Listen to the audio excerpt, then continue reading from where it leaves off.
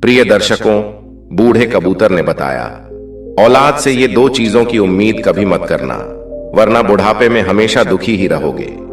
प्रिय दर्शकों, बुजुर्गी एक ऐसा पड़ाव है जहां जिंदगी का हर लम्हा जैसे आईने की तरह साफ दिखने लगता है।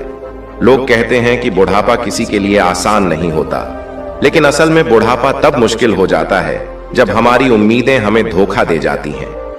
आज मैं आपसे औलाद से जुड़ी दो ऐसी उम्मीदों के बारे में बात करने वाला हूं, जो अगर आपने कर ली तो बुढ़ापे में सिर्फ दर्द और पछतावा ही हाथ लगेगा। हम अपनी पूरी जिंदगी मेहनत करते हैं, बच्चों के लिए सपने बुनते हैं, उनके लिए अपना सब कुछ कुर्बान कर देते हैं, लेकिन क्या वे भी हमारे लिए वैसा ही सोचते हैं? आज की पीढ़ी, उनकी सोच, उनकी प्राथमिकताएं सब बदल चुके हैं, मगर हम जो बचपन से उन्हें कंधों पर बिठाकर चलते आए हैं, हमारी भावनाएं, हमारी उम्मीदें वैसी की वैसी रहती हैं। और बस यही हमारी सबसे बड़ी गलती होती है। अगर आपने औलाद से ये दो चीजें उम्मीद कर लीं, तो यकीन मानिए बुढ़ापे में आपको दुनिया का सबसे ज्यादा दर्द मिलेगा। अब सवाल यह है कि वे दो चीजें कौन सी हैं? यही जानने के लिए इस वीडियो को अंत तक देखिए, क्योंकि जो मैं बताने वाला हूं वह आपकी पूरी सोच बदल सकता है। लेकिन आगे बढ़ने से पहले आपको बता दें कि गरुड़ पुराण में कहा गया है, कथा हो या सीख, अगर बीच में छोड़ दी जाती है तो वह पाप की श्रेणी में आता है। तो आपसे निवेदन है कि वीडियो को अंत तक पूरा देखें, और अगर आप एक सनातनी हैं तो वीडियो को लाइक करके चैनल को सब्सक्राइब जरूर कर लें। तो चलिए कथा शुरू करते हैं। बहुत समय पहले की बात है। एक छोटे से ग्राम में एक वृद्ध पिता वासुदेव और उनका पुत्र शरद रहते थे। शरद एक बुद्धिमान और मेहनती युवक था, जो अपने परिवार को समृद्ध और आनंदमय बनाने के लिए दिन रात परिश्रम करता था। परंतु दुर्भाग्यवश वह अपने पिता को भार समझने लगा था, और यही सोच उसके जीवन को उलझनों से भर रही थी। शरद को प्रतीत होता था कि अब उसके पिता वृद्ध हो चुके हैं और उनका जीवन किसी प्रयोजन का नहीं रहा। वासुदेव एक सरल, धर्मपरायण और संयमी पुरुष थे, जिन्होंने अपना संपूर्ण जीवन अपने परिवार के लिए समर्पित कर दिया था। वे निरंतर परिश्रमी रहे, किंतु अब उनकी आयु ढलने लगी थी और स्वास्थ्य भी पहले जैसा नहीं रह गया था। अधिकतर समय वे घर के प्रांगण में बैठकर पुरानी स्मृतियों में खो जाया करते या फिर बाग में टहल लिया करते थे। कभी कभी वे शरद से कहते, बेटा, क्या तुम मेरे संग कुछ क्षण बिता सकते हो? किंतु शरद सदैव किसी न किसी कार्य में व्यस्त रहता और उनके आग्रह को अनदेखा कर देता। एक दिन शरद ने निश्चय कर लिया कि अब उसे अपने पिता को घर से बाहर भेज देना चाहिए। वह सोचने लगा, पिताजी के कारण घर में शांति नहीं रह पाती और उनकी उपस्थिति से परिवार की प्रगति में कोई विशेष सहयोग भी नहीं हो रहा है। उसने एक योजना बनाई और एक दिन सीधे अपने पिता से कह दिया, पिताजी, अब आपकी उम्र अधिक हो गई है, आपको वृद्धाश्रम में निवास करना चाहिए। वहां आपको विश्राम मिलेगा और मैं अपने परिवार संग शांति से जीवन व्यतीत कर सकूंगा। वासुदेव ने शांति से अपने पुत्र के वचन सुने। उनका हृदय वेदना से भर उठा, क्योंकि वे समझ गए थे कि उनके पुत्र को अब उनकी आवश्यकता नहीं रही। किंतु उन्होंने कभी भी अपने दुख को प्रकट नहीं किया। उन्होंने केवल इतना कहा, ठीक है बेटा, जैसा तुम्हें उचित प्रतीत हो। इसके पश्चात वे मौन होकर अपने कक्ष में चले गए। किंतु वासुदेव के अंतर्मन में कुछ भिन्न विचार थे।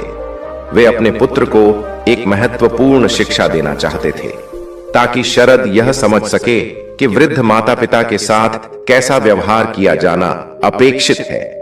वासुदेव के अंतःकरण में पीड़ा थी, किंतु उन्होंने इसे एक अवसर के रूप में देखा, जिससे वे अपने पुत्र को जीवन का एक गंभीर सत्य समझा सके। कुछ समय पश्चात वासुदेव ने एक दिन शरद से कहा, पुत्र, क्या तुम मेरे संग कुछ समय व्यतीत कर सकते हो? मुझे तुमसे एक आवश्यक विषय पर चर्चा करनी है। संयोगवश उस समय शरद को कोई विशेष कार्य नहीं था, अतः वह वहीं बैठ गया। वासुदेव शांत स्वर में कहने लगे, पुत्र, जब तुम छोटे थे तब मैंने तुम्हारी प्रत्येक छोटी बड़ी आवश्यकता पूरी करने हेतु दिन रात परिश्रम किया। मैं चाहता था कि तुम्हें किसी भी प्रकार की कठिनाई का सामना न करना पड़े। जब तुम गिरते थे तो मैं तुम्हें अपनी गोद में उठाकर सांत्वना देता था। जब तुम अस्वस्थ होते थे तो मैं रात्रि भर जागकर तुम्हारी सेवा करता था। मुझे झांक था कि तुम मेरे बिना नहीं रह सकते, इसलिए मैंने अपने समस्त जीवन की ऊर्जा तुम्हारे पालन पोषण में लगा दी। शरद की दृष्टि नम हो गई। उसे यह अनुभव होने लगा कि उसने अपने पिता की महत्ता को कभी भली भांति समझा ही नहीं। उसने अपना मस्तक झुकाया और मंद स्वर में कहा, पिताश्री, आपने मेरे लिए इतना कुछ किया, किंतु मैं यह जान ही नहीं पाया कि अब आपको भी उतनी ही देखभाल और प्रेम की आवश्यकता है जितनी मुझे मेरे बाल्यकाल में थी। वासुदेव हल्की मुस्कान के साथ बोले, सही कहा पुत्र।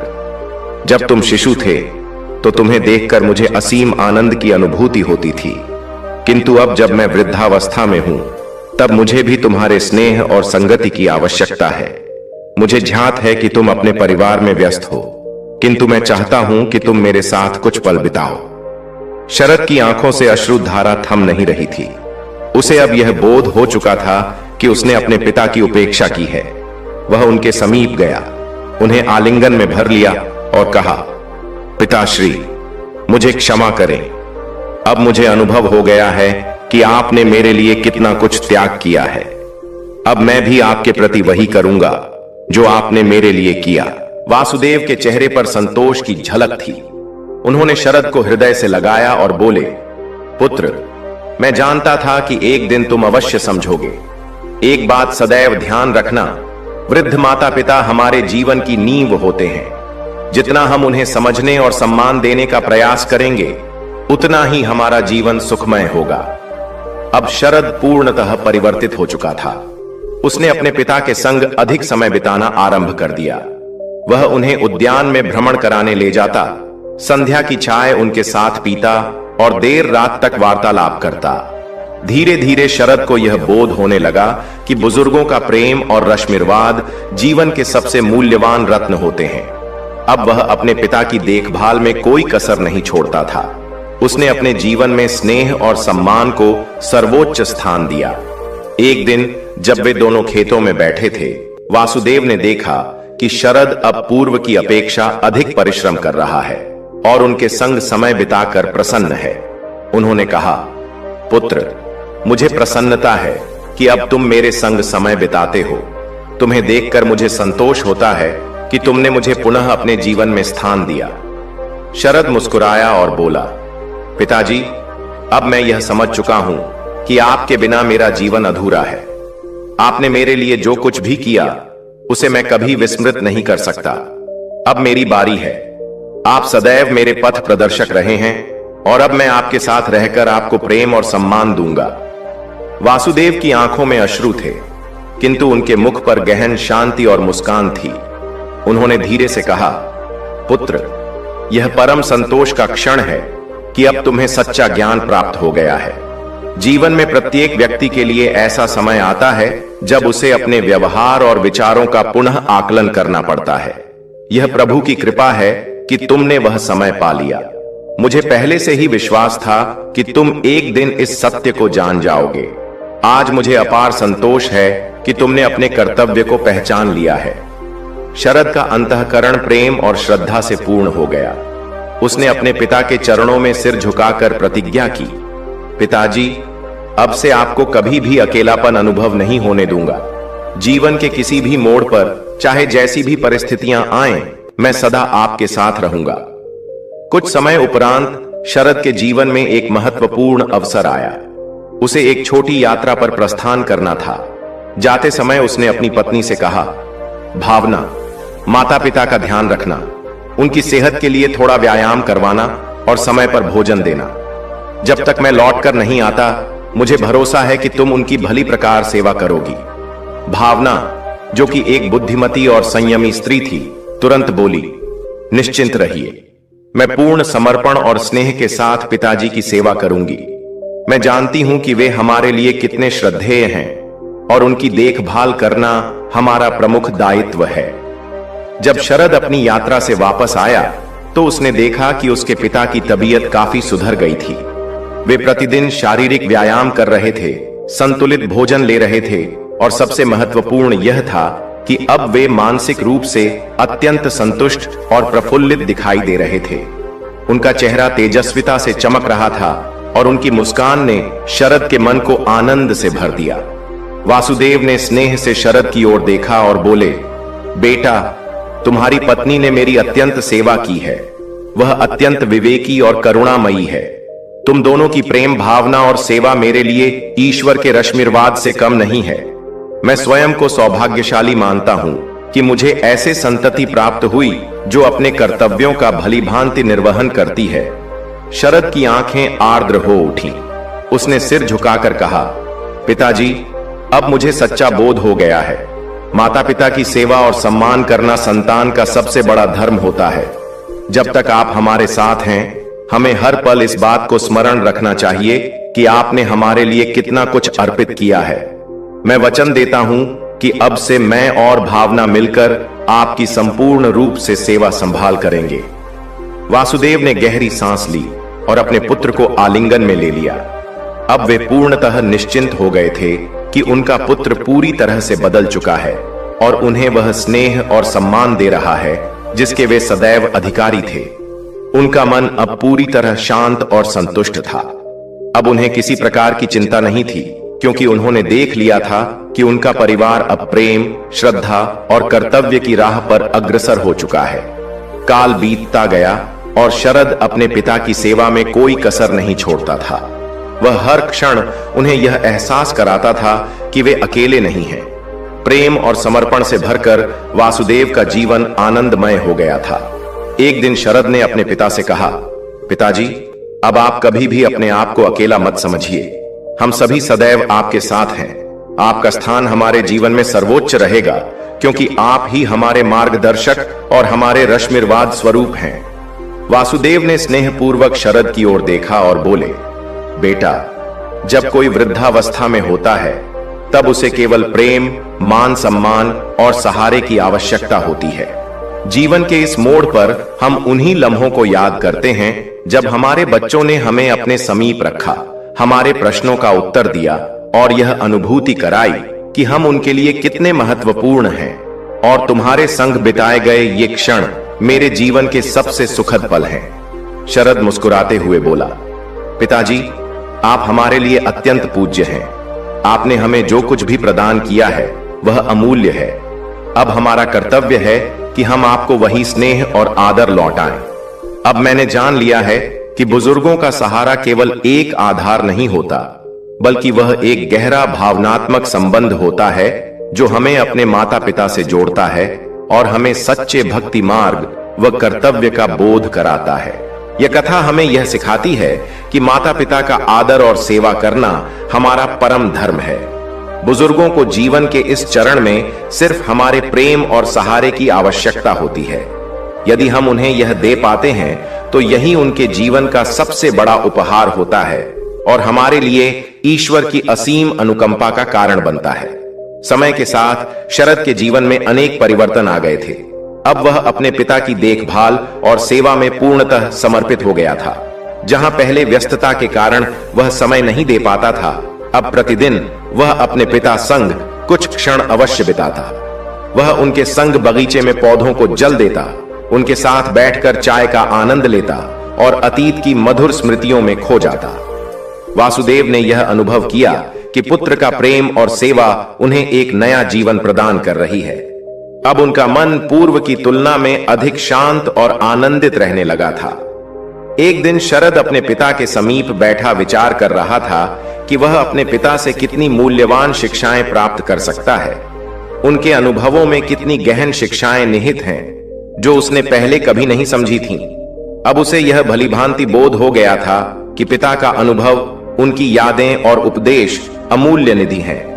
एक दिन शरद ने अपने पिताजी से प्रश्न किया, पिताश्री, जब आप नवयुवक थे तो जीवन में इतने महत्वपूर्ण निर्णय कैसे लेते थे? क्या कोई विशेष रहस्य था जो आपके विकल्पों को सही सिद्ध करने में सहायता करता था? वासुदेव मुस्कुराए और गहरी श्वास लेकर बोले, पुत्र, जब मैं तुम्हारी अवस्था में था तब जीवन में अनेक कठिन परिस्थितियों का सामना करना पड़ा था। कई बार ऐसे अवसर आए जब निर्णय लेना अत्यंत दुष्कर हो जाता था, परंतु मैंने सदैव अपने अंतरात्मा की निर्मलता पर भरोसा रखा। जब भी किसी उलझन में पड़ता तब अपनी अंतर्वेदना की पुकार सुनता। ईश्वर ने हमें जो कुछ भी प्रदान किया है उसी में संतुष्ट रहना चाहिए। कठिन दौर में यही विचार मुझे आगे बढ़ने की शक्ति देता था। शरद के लिए यह एक गहरी शिक्षा थी। अब वह भली भांति समझ चुका था कि जीवन में सच्ची विजय केवल बाहरी वैभव और संसाधनों से नहीं मिलती, बल्कि हमारे अंतःकरण की शांति और संतोष ही सबसे मूल्यवान संपत्ति है। उसके पिता ने उसे जीवन का यथार्थ अर्थ समझा दिया था। अब शरद का मन स्थिर और निश्चय पूर्ण हो गया था। उसने यह दृढ़ निश्चय कर लिया कि माता पिता की सच्चे दिल से सेवा और आदर करना ही उसका परम धर्म है।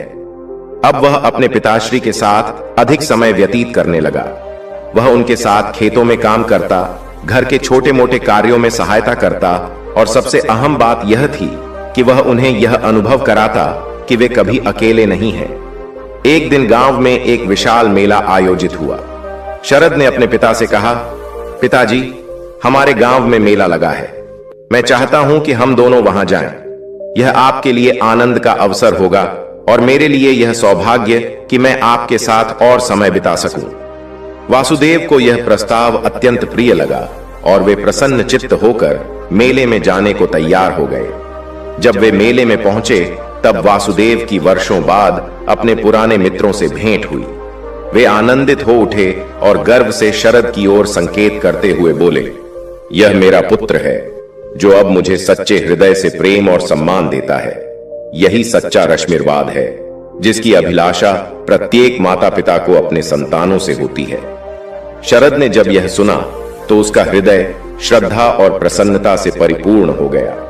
उसे प्रतीत हुआ कि उसके पिता अब उसे एक नवीन दृष्टि से देख रहे हैं और यह उनके संबंध के लिए एक दिव्य वरदान के समान था।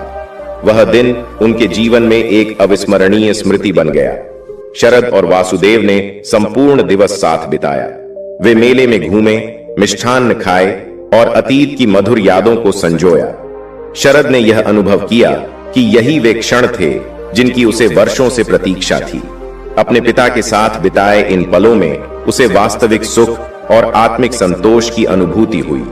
कुछ सप्ताह के पश्चात वासुदेव की तबीयत अचानक गिरने लगी। वे अत्यधिक दुर्बल अनुभव करने लगे और उनका स्वास्थ्य बिगड़ने लगा।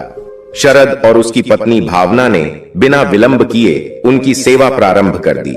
वे उन्हें वैद्य के पास ले गए और समस्त परीक्षण करवाए। चिकित्सक ने बताया कि अब उनकी आयु का प्रभाव उनके शरीर पर पड़ रहा है, परंतु उचित आहार विहार और निरंतर देखभाल से उनकी अवस्था में सुधार संभव है। शरद ने संकल्प किया कि वह अपने पिता की सेवा में तन मन धन से समर्पित रहेगा। उसने अपने व्यापार के कई कार्यों को स्थगित कर दिया और अधिकाधिक समय अपने पिताश्री के साथ व्यतीत करने लगा। वह प्रतिदिन उन्हें व्यायाम के लिए प्रोत्साहित करता, उनके लिए पौष्टिक भोजन की व्यवस्था करता और प्रातः सायं उनके संग बैठकर संवाद करता।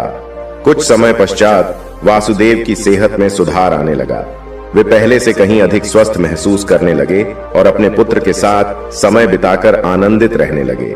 वासुदेव के चेहरे पर पुनः वही तेज और कांति लौट आई जो वर्षों पूर्व दिखाई देती थी।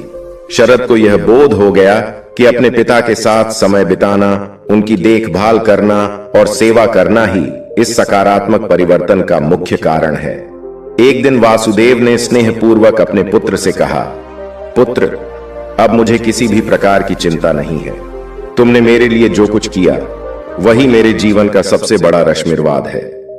मुझे किसी भी वस्तु की आवश्यकता नहीं है क्योंकि तुम मेरे साथ हो। तुमने मुझे वही स्नेह और सम्मान प्रदान किया है जिसकी प्रत्येक वृद्ध जन को आवश्यकता होती है। शरद की आंखों में आंसुओं की धारा उमड़ पड़ी, किंतु अब ये आंसू वेदना के नहीं बल्कि संतोष और गौरव के थे। उसने अपने पिता को प्रेम पूर्वक आलिंगन करते हुए कहा, पिताजी, आप मेरे लिए सबसे मूल्यवान निधि हैं। मैं प्रतिज्ञा करता हूं कि सदा आपकी सेवा और देखभाल करूंगा, ठीक वैसे ही जैसे आपने मेरे लिए जीवन भर किया। यह पल शरद के जीवन का सबसे पवित्र और अर्थपूर्ण क्षण था। उसने जीवन का गूढ़ सत्य भली भांति समझ लिया था। माता पिता का स्नेह, उनका रश्मिर्वाद और उनका साथ ही इस संसार की सबसे महान संपत्ति होती है। समय के साथ शरद और उसके पिता वासुदेव के मध्य संबंध और भी अधिक गहन होता गया। अब शरद को पूर्ण रूपेण यह बोध हो गया था कि जीवन की प्रत्येक कठिनाई को पार करने का सर्वोत्तम साधन परिवार का स्नेह और सहयोग है। वासुदेव ने अपने पुत्र को यह दिव्य उपदेश दिया था कि वृद्धावस्था में सबसे आवश्यक होता है प्रेम, सेवा और सम्मान। शरद ने इस शिक्षा को अपने जीवन का आधार बना लिया और वह अपने पिता के संग अधिकाधिक समय व्यतीत करने लगा। अब यही उसका जीवन का सबसे प्रिय और पुण्यपूर्ण कार्य बन चुका था। कई वर्षों के पश्चात वासुदेव की आयु अत्यंत अधिक हो चुकी थी। उनका शरीर बेहद दुर्बल हो गया था और धीरे धीरे वे बिस्तर से उठने में भी अक्षम हो गए थे। शरद ने देखा कि अब उनके पिता की स्थिति अत्यंत कोमल हो चुकी है। वह हर समय उनके समीप रहने और सेवा करने को तत्पर रहता, किंतु पिता की हालत प्रतिदिन और अधिक क्षीण होती जा रही थी। शरद के हृदय में बस यही चिंता थी कि कहीं वह दिन न आ जाए जब उनके पिता उन्हें छोड़कर अनंत यात्रा पर निकल जाएं। एक संध्या जब अस्त होते सूरज की अंतिम किरणें धरती पर बिखर रही थीं, वासुदेव ने मंद स्वर में शरद से कहा, बेटा, मुझे अनुभव हो रहा है कि मेरा समय अब समीप आ पहुंचा है। मैंने तुम्हारे साथ बिताए हर एक पल को अपने अंतर में सहेज लिया है। तुमने मुझे वह स्नेह और आदर प्रदान किया है जिसकी आकांक्षा हर पिता अपने पुत्र से करता है। अब मुझे संतोष है कि तुम अकेले नहीं रहोगे। तुम्हारी धर्मपत्नी भावना और तुम्हारे बच्चे सदैव तुम्हारे साथ हैं और मैं देख पा रहा हूं कि तुम जीवन में हर लक्ष्य को अर्जित करोगे। शरद की आंखों में जल भर आया। उसने अपने पिता का हाथ थामते हुए कहा, पिताजी, मैं आपके बिना कुछ भी नहीं हूं। आपने ही मुझे जीवन का असली अर्थ सिखाया है। आपने ही यह ज्ञान दिया कि असली समृद्धि धन दौलत में नहीं बल्कि प्रेम, मान सम्मान और पारिवारिक बंधनों में होती है। आज जब आप दुर्बल हैं तो मेरा परम कर्तव्य है कि मैं आपकी सेवा करूं, लेकिन मुझे पूरा विश्वास है कि आप हमें छोड़कर कभी नहीं जाएंगे, क्योंकि आपका रश्मिर्वाद सदैव हमारे साथ रहेगा।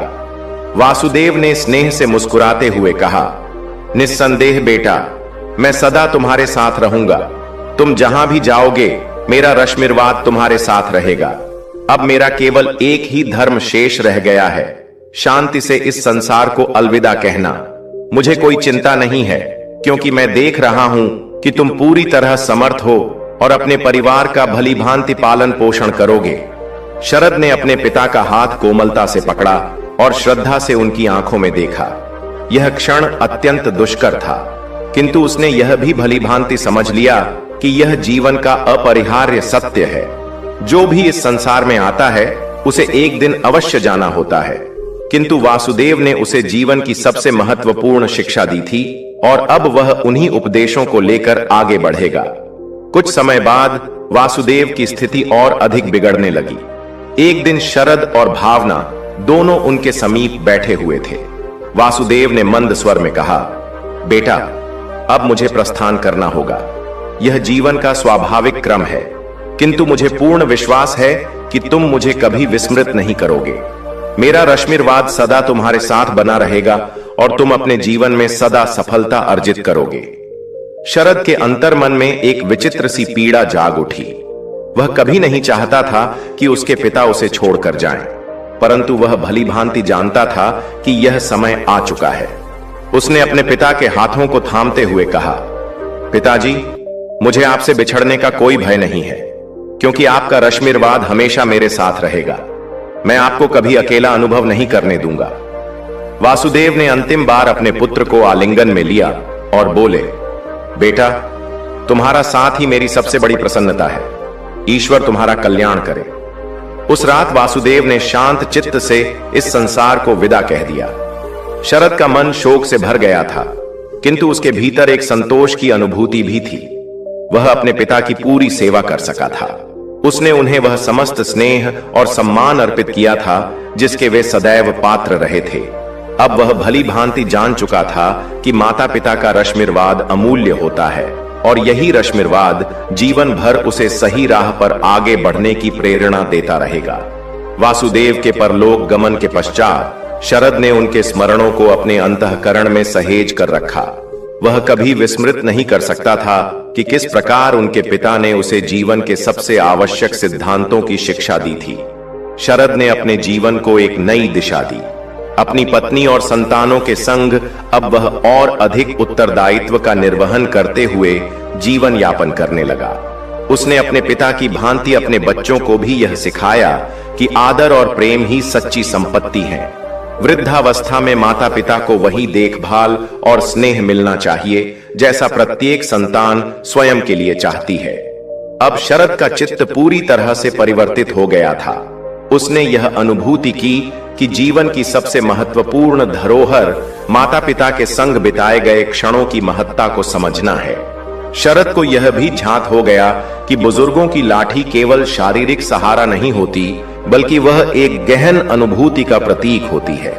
यह अनुभूति हमें अपने माता पिता के प्रेम और रश्मिरवाद से प्राप्त होती है, जो जीवन पथ को प्रकाशित करती है। शरद के जीवन में एक नई यात्रा का प्रारंभ हो चुका था, किंतु वासुदेव के निधन के बाद उसके हृदय में जो शून्यता उत्पन्न हुई थी, उसे कोई भी शब्द या समय भर नहीं सकता था। वह अपने पिता को स्नेहपूर्वक स्मरण करता और चिंतन करता कि उन्होंने उसे कितनी अनमोल शिक्षाएं दी थीं। प्रत्येक प्रभात जागने पर वह अपने पिता की शिक्षाओं को अपने हृदय में स्थान देता और उन्हें अपने जीवन में आत्मसात करने का यत्न करता। यद्यपि वह जानता था कि अब उसके पिता इस लोक में नहीं हैं, फिर भी उनके रश्मिरवाद और दिए हुए जीवन मूल्यों ने हर क्षण उसका मार्गदर्शन किया। कुछ महीनों के उपरांत शरद ने यह अनुभव किया कि उसका कर्तव्य केवल अपने परिवार तक सीमित नहीं है, बल्कि समाज की भलाई के लिए भी उसे योगदान देना चाहिए। उसने अपने पिता द्वारा दिखाए गए धर्म मार्ग को अपनाने का निश्चय किया। अब उसे यह स्पष्ट हो गया था कि जीवन का सार केवल व्यक्तिगत सुख तक सीमित नहीं रहता, बल्कि सेवा और परोपकार का भी इसमें विशेष महत्व होता है। एक दिन शरद ने अपने गांव में एक पाठशाला की स्थापना करने का संकल्प लिया। उसे विश्वास था कि शिक्षा ही किसी समाज की उन्नति का मूल आधार होती है। उसके अंतःकरण में यह विचार दृढ़ था कि जैसे उसके पिता ने जीवन में सच्चे सिद्धांतों को अपनाया था, वैसे ही वह भी समाज के लिए कुछ ऐसा करे जिससे आने वाली पीढ़ियों को भी जीवन के वास्तविक सत्य का बोध हो सके। उसने गांव के प्रमुख जनों से इस विचार पर विमर्श किया और धीरे धीरे एक सुविचारित योजना तैयार की। कुछ महीनों के भीतर शरद ने गांव के बच्चों के लिए एक विद्यालय की स्थापना की। इस विद्यालय में न केवल बालकों को सामान्य विद्या दी जाती थी, बल्कि उन्हें सद्गुण, नैतिकता और जीवन के सच्चे उद्देश्य का पाठ भी पढ़ाया जाता था। शरद का यह दृढ़ मत था कि बच्चों को केवल पुस्तकों का ज्ञान देना पर्याप्त नहीं है, बल्कि उनके मन और आत्मा का भी परिष्कार करना अत्यंत आवश्यक है। विद्यालय के प्रारंभिक काल में कुछ कठिनाइयों का सामना करना पड़ा, किंतु शरद ने कभी हार नहीं मानी। वह अपने कार्य के प्रति पूर्णतः समर्पित रहा। कालांतर में विद्यालय में विद्यार्थियों की संख्या बढ़ने लगी। शरद ने यह सुनिश्चित किया कि विद्यालय का वातावरण ऐसा हो जिसमें बच्चे अपने माता पिता के सहयोग से सच्चे ज्ञान की प्राप्ति कर सकें। एक दिन शरद ने अपने विद्यार्थियों से कहा, जो कुछ भी मैंने किया है वह केवल मेरे पिता की कृपा से संभव हो पाया है। उन्होंने हमें यह सिखाया कि जीवन में सबसे बड़ी संपदा धन नहीं, बल्कि चरित्र होता है। मेरा उद्देश्य यही है कि मैं आप सभी के जीवन में वे मूल्य स्थापित कर सकूं जो मेरे पिता ने मुझे दिए थे। यही कारण है कि मैं इस विद्यालय का संचालन कर रहा हूं, ताकि आप सभी श्रेष्ठ मानव बन सकें और समाज की उन्नति में अपनी भूमिका निभा सकें। शरद के इस प्रयास से संपूर्ण गांव में नई ऊर्जा और चेतना का संचार हुआ। धीरे धीरे गांव के अन्य लोग भी आगे आए और उसकी सहायता करने लगे। कई स्थानीय जनों ने विद्यालय के लिए अपना योगदान दिया और बच्चों को शिक्षित करने हेतु समय समर्पित किया। यह सब शरद की कठिन तपस्या और उसके पिता के रश्मिरवाद का ही परिणाम था कि उसका विद्यालय अब गांव के प्रतिष्ठित शिक्षण संस्थानों में से एक बन गया था। शरद के लिए यह अत्यंत गर्व का क्षण था, किंतु उसका मन सदैव अपने पिता को स्मरण करता रहा। वही उसके प्रेरणा स्रोत थे, जिनकी शिक्षाओं ने उसे यह निर्देश प्रदान किया था। अब वह भली भांति जान चुका था कि वास्तविक आनंद और आत्मिक तृप्ति केवल दूसरों की सेवा में निहित है। और यही असली सफलता कहलाती है। यह उसके जीवन का सबसे महत्वपूर्ण बोध था कि किसी भी व्यक्ति का जीवन तभी सार्थक होता है जब वह अपने परिवार के साथ साथ समाज के लिए भी कुछ उत्तम कार्य करता है। एक दिन शरद ने गांव के वृद्ध जनों से कहा, हमेशा यह स्मरण रखें कि वृद्धावस्था में सबसे अधिक आवश्यकता प्रेम, सेवा और सम्मान की होती है।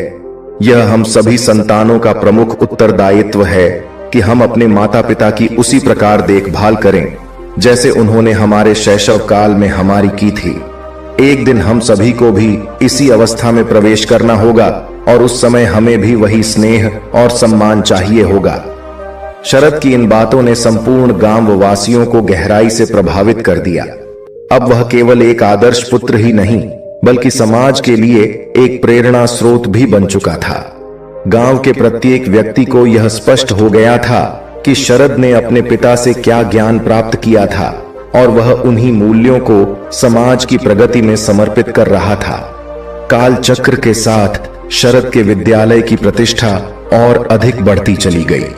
उसने बच्चों के लिए एक पुस्तकालय की स्थापना की जहां वे पाठ्य सामग्री के अतिरिक्त अपनी रुचि के अन्य ग्रंथों का भी अध्ययन कर सकते थे।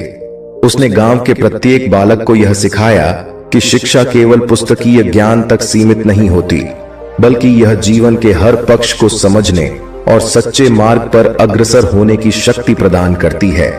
कुछ वर्षों बाद ग्राम सभा ने शरद को समाज सेवा के क्षेत्र में विशिष्ट योगदान हेतु सम्मानित किया, किंतु जब उसे यह पुरस्कार दिया जाने लगा तो उसने विनम्रता से कहा, यह सम्मान मैं अपने पिताजी को समर्पित करता हूं। उन्होंने मुझे वे मूल्य और संस्कार प्रदान किए जिनके कारण मैं आज इस स्थान तक पहुंच पाया हूं। मैं सदैव अपने पिता की शिक्षाओं का अनुकरण करता रहूंगा और प्रयत्न करूंगा कि उनके रश्मिरवाद के अनुरूप जीवन जी सकूं। शरद का जीवन अब एक प्रेरणा का केंद्र बन चुका था। वह सदा कहा करता था, बुजुर्गों की छड़ी केवल एक सहारा नहीं होती बल्कि वह हमारे जीवन की आधारशिला होती है। वे हमें जीवन के असली अर्थ और सिद्धांतों का बोध कराते हैं। जब हम अपने माता पिता को आदर और सहयोग प्रदान करते हैं तब हम केवल उनका ही नहीं बल्कि अपने स्वयं के जीवन को भी सुदृढ़ आधार प्रदान करते हैं। शरद के जीवन में एक नया अध्याय प्रारंभ हो चुका था, किंतु उसकी यात्रा अभी समाप्त नहीं हुई थी। अब वह केवल एक आदर्श पुत्र और समाज सेवी नहीं था बल्कि एक ऐसा पुरुष बन चुका था जिसने अपने जीवन को सही दिशा दी थी।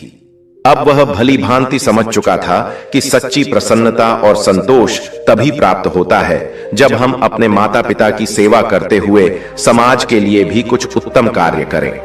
समय के साथ शरद ने अपने विद्यालय की परिकल्पना को और अधिक विस्तृत कर दिया। उसने एक योजना बनाई जिसमें बच्चों को केवल शिक्षा ही नहीं बल्कि एक मजबूत मानसिकता और समाज के प्रति कर्तव्य बोध की भावना भी विकसित की जाए। वह भलीभांति जानता था कि एक सशक्त समाज के निर्माण हेतु बच्चों में सच्चे नागरिक बनने के गुण उत्पन्न करना अत्यंत आवश्यक है। इसी विचार को लेकर उसने विद्यालय में नए कार्यक्रमों की शुरुआत की। अब वहां केवल शैक्षणिक विषय ही नहीं बल्कि नैतिकता, कर्तव्य निष्ठा और समाज सेवा की भी शिक्षा दी जाने लगी। शरद ने यह सुनिश्चित किया कि विद्यालय बच्चों को न केवल बौद्धिक रूप से समृद्ध करे बल्कि उन्हें ऐसे गुणों से भी युक्त करे जो उन्हें एक जिम्मेदार और जागरूक नागरिक बना सकें। बच्चों को पर्यावरण संरक्षण, सामाजिक सेवा और समाज में योगदान की महत्ता समझाई गई। शरद चाहता था कि आने वाली पीढ़ियां इन शिक्षाओं को अपने अंतःकरण में संजोकर रखें और अपने उत्तरदायित्वों को भली भांति समझें। उसका ध्येय यह था कि बच्चे केवल शिक्षित ही न हों बल्कि समाज के प्रति अपनी भूमिका को भी समझें और उसका पालन करें। कुछ वर्षों के भीतर शरद का विद्यालय एक आदर्श संस्थान बन गया। पूरे जिले में उसकी शिक्षण प्रणाली और विचारधारा की प्रशंसा होने लगी। उसके आदर्शों को देखकर कई अन्य लोग भी समाज सेवा में आगे बढ़ने लगे, किंतु इसके बावजूद शरद यह भलीभांति जानता था कि अभी भी उसकी यात्रा अधूरी है।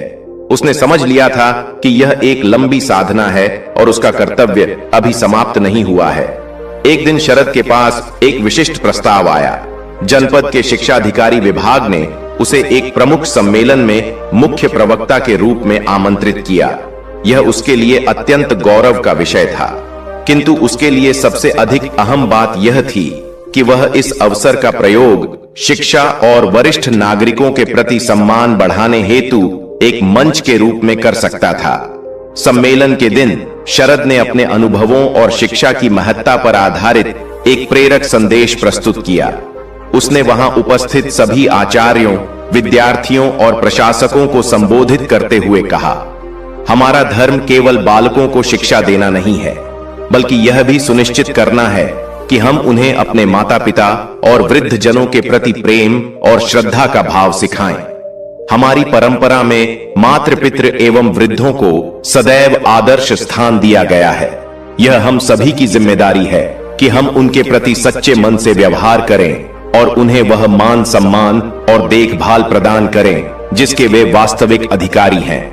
शरद के इस प्रेरणादायी भाषण ने वहां मौजूद प्रत्येक व्यक्ति को गहराई से प्रभावित किया। लोगों ने यह महसूस किया कि समाज का वास्तविक उत्थान केवल शिक्षा से ही नहीं, बल्कि वृद्ध जनों को उनके अधिकार और आदर देने से भी संभव होता है। इसके पश्चात शरद ने वृद्ध जनों के कल्याण हेतु एक विशेष योजना का आरंभ किया। उसने अपने गांव में वरिष्ठ नागरिकों के लिए एक सेवा निवास स्थापित करने का संकल्प लिया, जहां वे अपने शेष जीवन को शांति, प्रेम और सम्मान के साथ व्यतीत कर सकें। यह उत्कृष्ट विचार उसके पिता की प्रेरणा से उत्पन्न हुआ था, क्योंकि उनके पिता ने सदैव यह सिखाया था कि बुढ़ापे में सबसे अधिक आवश्यकता स्नेह और सेवा की होती है। शरद ने बिना किसी देर किए इस कार्य का शुभारंभ किया। कुछ ही समय में गांव में एक सेवा गृह का निर्माण हो गया। यह स्थान केवल एक आवास स्थल नहीं था, बल्कि एक आदर्श केंद्र बन चुका था, जो वृद्ध जनों को एक नवीन आशा और सम्मान प्रदान करता था।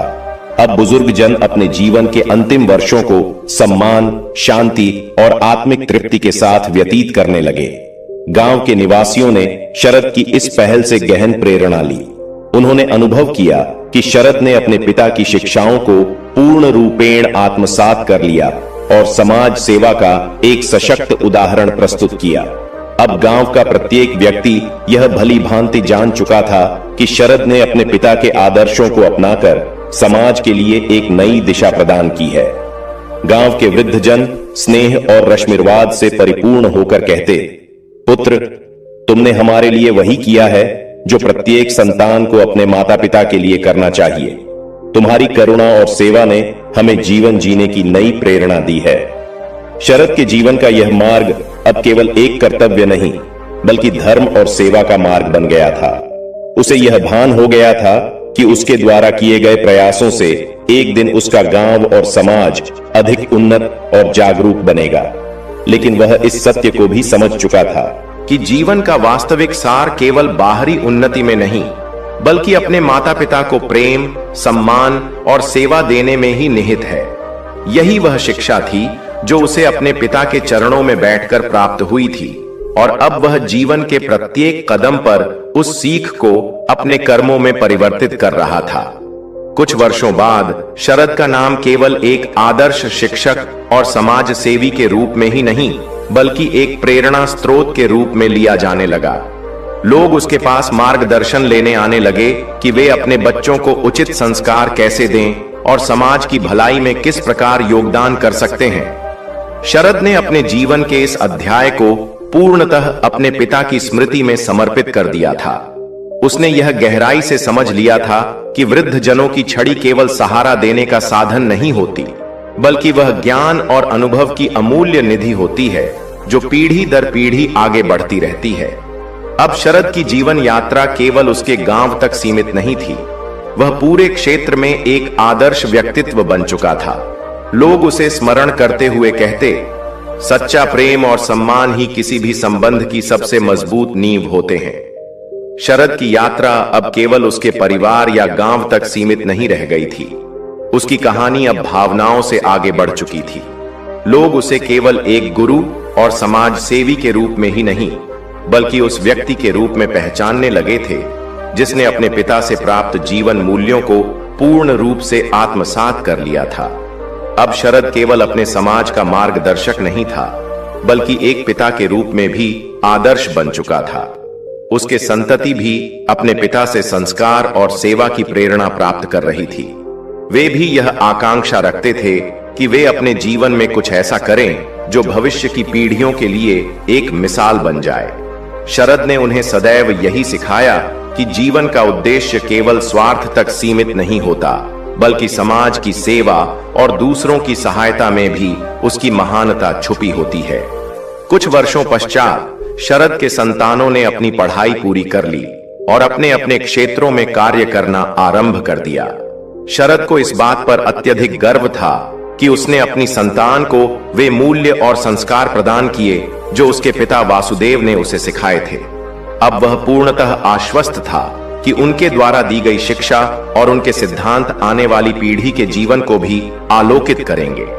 शरद अब स्पष्ट रूप से समझ चुका था कि एक पीढ़ी से अगली पीढ़ी तक उत्तम संस्कार और ज्ञान का प्रवाह कितना आवश्यक होता है। यह केवल एक प्रक्रिया नहीं, बल्कि संस्कृति और जीवन मूल्यों को आगे बढ़ाने का एक पावन दायित्व है। एक दिन शरद के समक्ष ऐसा प्रस्ताव आया जो उसके जीवन को पूरी तरह बदल देने वाला था। एक प्रतिष्ठित स्वयंसेवी संस्था NGO जो वृद्ध जनों के कल्याण हेतु कार्यरत थी, ने उसे सलाहकार पद के लिए आमंत्रित किया। शरद ने इस प्रस्ताव को सहर्ष स्वीकार कर लिया, क्योंकि वह जानता था कि यह अवसर उसे संपूर्ण राष्ट्र में वृद्ध जनों के अधिकारों और सम्मान के लिए कार्य करने का स्वर्णिम अवसर प्रदान करेगा। अब उसकी सेवाएं केवल गांव और जिले तक सीमित नहीं थीं, बल्कि वह देश भर में वृद्ध जनों के जीवन को बेहतर बनाने हेतु प्रयासरत था। उसका उद्देश्य केवल वृद्ध जनों को सहारा देना नहीं था, बल्कि यह सुनिश्चित करना था कि समाज उनके अनुभवों और योगदान को उचित सम्मान दे। शरद ने अपने कार्यकाल के दौरान कई वृद्ध जनों से बातचीत की, उनकी कहानियां सुनी और उनके जीवन के संघर्षों को समझने का प्रयास किया। वह जानता था कि इन अनुभवों में अनमोल शिक्षा छुपी हुई है, जो नई पीढ़ी के लिए मार्गदर्शन का कार्य कर सकती है। एक दिन उसकी भेंट एक वृद्धा से हुई, जो वर्षों से अकेलेपन और तिरस्कार का भार सह रही थी। उसने बताया कि उसके अपने पुत्र और पुत्री उसे अपने घर में रखने को तैयार नहीं थे और उसे वृद्धाश्रम भेज दिया गया था। शरद ने करुणापूर्वक उस महिला से कहा, आपके बच्चों को यह समझने की आवश्यकता है कि एक दिन वे भी इसी अवस्था में पहुंचेंगे और तब उन्हें भी वही मान सम्मान और देखभाल की आवश्यकता होगी जिसकी आप आज अभिलाषा कर रही हैं। हमें यह कभी नहीं भूलना चाहिए कि वृद्ध जनों की छड़ी केवल सहारा नहीं, बल्कि अनुभव और रश्मिर्वाद का प्रतीक होती है, जो जीवन के उचित पथ पर ले जाती है। शरद के इन वचनों ने उस महिला के मन में एक नवीन आशा का संचार किया। अब वह अपने बच्चों से मिलने और उन्हें यह समझाने को तैयार हो गई कि माता पिता केवल उत्तरदायित्व नहीं, बल्कि स्नेह और सम्मान के अधिकारी होते हैं। शरद की इस सीख ने उसके जीवन में एक बड़ा परिवर्तन ला दिया। शरद को यह अनुभव हो गया था कि छोटे छोटे प्रयास भी किसी व्यक्ति के जीवन में गहरा प्रभाव डाल सकते हैं। धीरे धीरे उसने इस विचार को पूरे देश में फैलाना आरंभ किया। उसने महानगरों में संगोष्ठियों और सभाओं का आयोजन किया, जहां वृद्ध जनों के अधिकारों, उनके सम्मान और उनके योगदान पर विमर्श किया गया। शरद का अटूट विश्वास था कि जब तक समाज में यह चेतना नहीं आएगी कि वृद्ध जनों का सम्मान कितना अनिवार्य है, तब तक वास्तविक परिवर्तन संभव नहीं है। उसने एक विशेष अभियान की शुरुआत की, जिसके माध्यम से हर परिवार में यह सुनिश्चित किया जाए कि वृद्ध जनों को वह प्रेम और आदर मिले जिसके वे जीवन भर पात्र रहे हैं। इसके अतिरिक्त शरद ने एक और महत्वपूर्ण कदम उठाया। उसने विभिन्न वृद्धाश्रमों और सामाजिक संस्थाओं से संपर्क स्थापित कर यह सुनिश्चित किया कि वृद्ध जनों को उनके अधिकार और उचित सम्मान प्राप्त हों। उसने इन संगठनों के लिए आर्थिक संसाधन एकत्र किए और वृद्ध जनों के लिए बेहतर सुविधाओं की व्यवस्था की, जिससे उन्हें केवल शारीरिक ही नहीं, बल्कि मानसिक और भावनात्मक सहयोग भी मिल सके। अब शरद का यह प्रयास एक राष्ट्रीय आंदोलन का स्वरूप धारण कर चुका था। वह निरंतर लोगों से आग्रह करता था कि समाज में वृद्ध जनों के लिए एक सशक्त और सम्मानजनक स्थान बनाना हम सभी का परम कर्तव्य है। अब बुजुर्गों की लाठी केवल एक कथा नहीं, बल्कि एक अभियान बन चुका था। एक ऐसा संदेश जो प्रत्येक व्यक्ति को अपने माता पिता और वृद्ध जनों के प्रति अपनी जिम्मेदारी का बोध कराता था। शरद का जीवन अब एक जीवंत प्रेरणा का स्रोत बन चुका था। उसके किए गए कार्यों ने न केवल उसके परिवार बल्कि संपूर्ण समाज और राष्ट्र को नई दिशा प्रदान की। अब प्रत्येक व्यक्ति यह समझने लगा था कि वृद्ध जनों का सहारा केवल भौतिक नहीं, बल्कि वह स्नेह, आदर और देखभाल का प्रतीक है।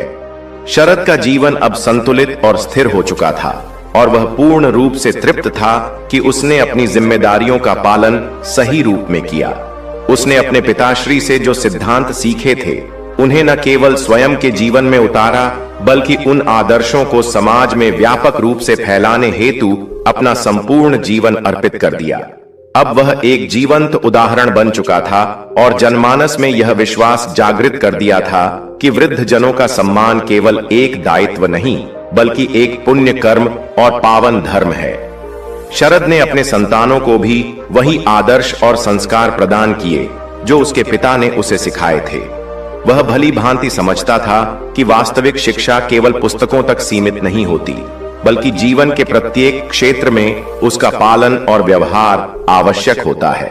उसने अपने बच्चों को यह सिखाया कि जब हम अपने माता पिता और वृद्ध जनों की देखभाल करते हैं तो हम केवल उनके प्रति श्रद्धा व्यक्त नहीं करते, बल्कि स्वयं भी एक जिम्मेदार और श्रेष्ठ इंसान बनते हैं।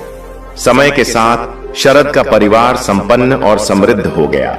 उसके बच्चे अपने अपने क्षेत्र में उन्नति की ऊंचाइयों तक पहुंच चुके थे और शरद संतुष्ट था कि उन्होंने जीवन के सच्चे मूल्यों को अपनाया और आत्मसात किया। शरद प्रतिदिन अपने बच्चों के संग समय व्यतीत करता, उन्हें जीवन की वास्तविकताओं से परिचित कराता और यह समझाता कि बुजुर्गों की लाठी मात्र एक सहारा नहीं, बल्कि जीवन के सबसे महत्वपूर्ण और मूल्यवान हिस्से की प्रतीक है। एक दिन शरद अपने घर के प्रांगण में बैठा हुआ था। तभी अचानक उसके हृदय में अपने पूज्य पिताजी वासुदेव की स्मृति जागृत हो उठी। वह सोचने लगा कि जब वह बालक था तब वासुदेव ने उसे यह सिखाया था कि वृद्धावस्था में केवल शारीरिक देखभाल ही पर्याप्त नहीं होती, बल्कि मानसिक, भावनात्मक सहानुभूति और सम्मान भी अत्यंत आवश्यक होता है। उसकी आंखों में अश्रु आ गए, परंतु वे आंसू संतोष और तृप्ति से भरे थे, क्योंकि उसने वह सब किया था जो उसने अपने पिता से सीखा था। अब वह भली भांति जान चुका था कि उसने जीवन के सबसे महत्वपूर्ण पाठ को गहराई से आत्मसात कर लिया है। कई वर्षों के पश्चात शरद की भी आयु बढ़ने लगी। अब उसका शरीर पहले जैसी स्फूर्ति में नहीं था और वह धीरे धीरे वृद्धावस्था की ओर अग्रसर हो चुका था। किंतु इस समय वह अपने बच्चों और परिवार से वही स्नेह, आदर और सेवा अनुभव कर रहा था जो उसने अपने पिताजी को प्रदान किया था। अब शरद को यह स्पष्ट हो गया था कि बुजुर्गों की सेवा और सम्मान केवल एक कर्तव्य नहीं, बल्कि समाज और परिवार के प्रति उत्तरदायित्व और मर्यादा का प्रतीक है। एक दिन शरद अपने बच्चों के संग बैठकर अपने जीवन के अनुभव साझा कर रहा था। उसकी आंखों में गहन शांति और संतोष था, क्योंकि उसने अपने जीवन में वह सब कुछ किया था जो एक पुत्र और एक सज्जन व्यक्ति को करना चाहिए। उसने अपने बच्चों से कहा, पुत्रों, मैं तुम्हारे संग यह समय बिताकर अत्यंत प्रसन्न हूं, किंतु सदा यह स्मरण रखना कि वृद्ध जनों की लाठी केवल सहारा नहीं होती, यह प्रेम, सम्मान और रश्मिर्वाद का प्रतीक होती है। मेरे पिता ने मुझे यह सिखाया था और अब मैं चाहता हूं कि तुम भी इसे अपने जीवन में अपनाओ। अपने माता पिता और बुजुर्गों का आदर करो, उन्हें वही स्नेह और देखभाल प्रदान करो जिसकी उन्हें आवश्यकता होती है, क्योंकि एक दिन तुम भी इसी अवस्था में पहुंचोगे और तुम्हें भी वही स्नेह और सम्मान अपेक्षित होगा।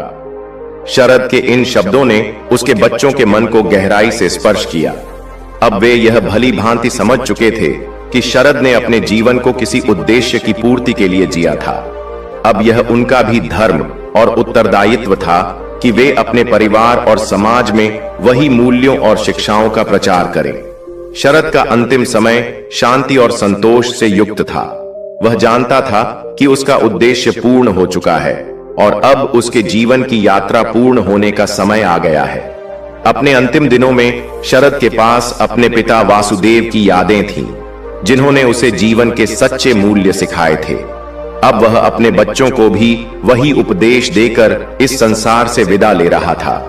शरद के देह त्याग के पश्चात उसकी स्मृतियां और शिक्षाएं अमर हो गईं।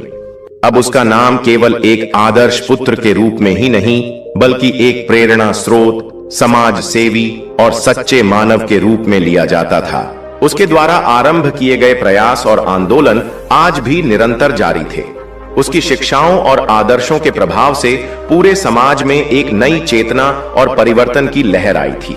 शरद के जीवन का संदेश सदैव यह रहा कि प्रेम, आदर और सेवा ही जीवन का सच्चा उद्देश्य है।